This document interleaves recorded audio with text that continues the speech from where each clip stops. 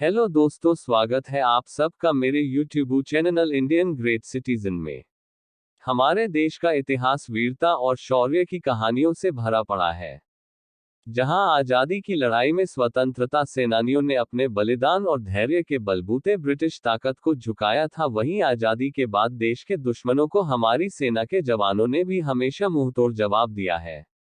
जब भी हमारे देश के ऊपर खतरा मंडराया, हिंदुस्तान के सपूतों ने अपनी आखिरी सांस तक देश की रक्षा की है। ऐसे ही एक वीर सपूत थे जिनका नाम है टैंक डिस्ट्रॉयर। आज बात करते हैं टैंक डिस्ट्रॉयर की। अब्दुल हमीद का जन्म उत्तर प्रदेश में गाजीपुर जिले के धरमपुर गांव के एक मुस्लिम दर्जी परिवार में 1 जुलाई 1933 को हुआ।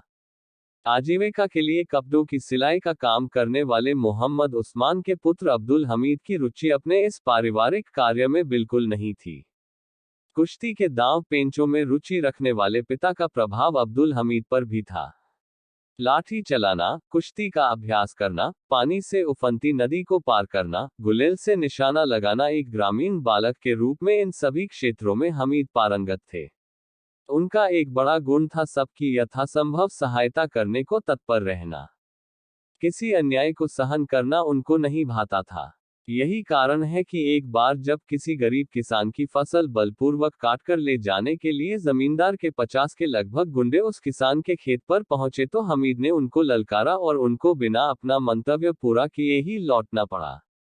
बाढ़ प्रभावित गांव की नदी में डूबती 2 युवतियों के प्राण बचाकर अपने अदम्य साहस का परिचय दिया। 21 वर्ष के अब्दुल हमीद जीवन यापन के लिए रेलवे में भर्ती होने के लिए गए, परंतु उनके संस्कार उन्हें प्रेरित कर रहे थे सेना में भर्ती होकर देश सेवा के लिए। अतः उन्होंने एक सैनिक के रूप में 1954 में अपना कार्य प्रारंभ किया। हमीद 27 दिसंबर 1954 को ग्रेनेडियर्स इन्फेंट्री रेजिमेंट में शामिल किए गए थे।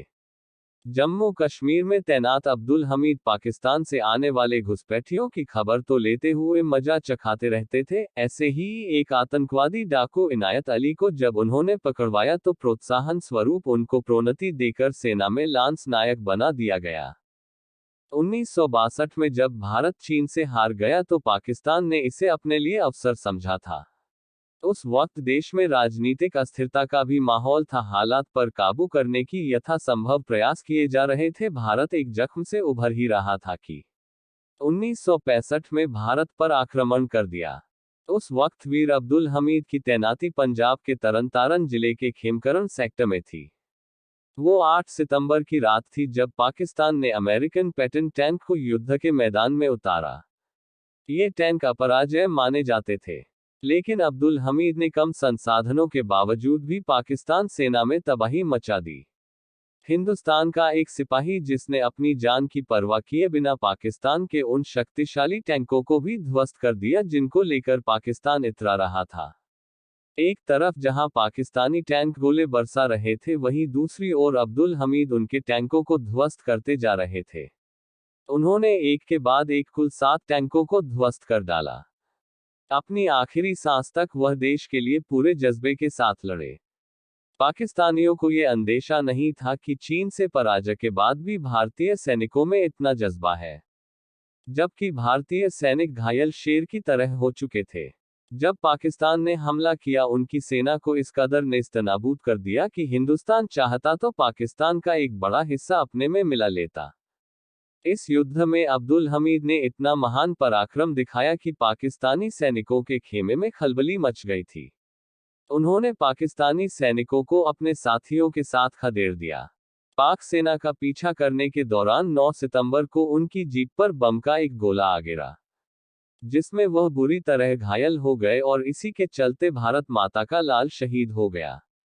वीर अब्दुल हमीद के पराक्रम, शौर्य और बलिदान को देखते हुए उन्हें मरणोपरांत सर्वोच्च वीरता सम्मान परमवीर चक्र से नवाजा गया था। भारत के इतिहास में हमेशा के लिए अमर हो गए।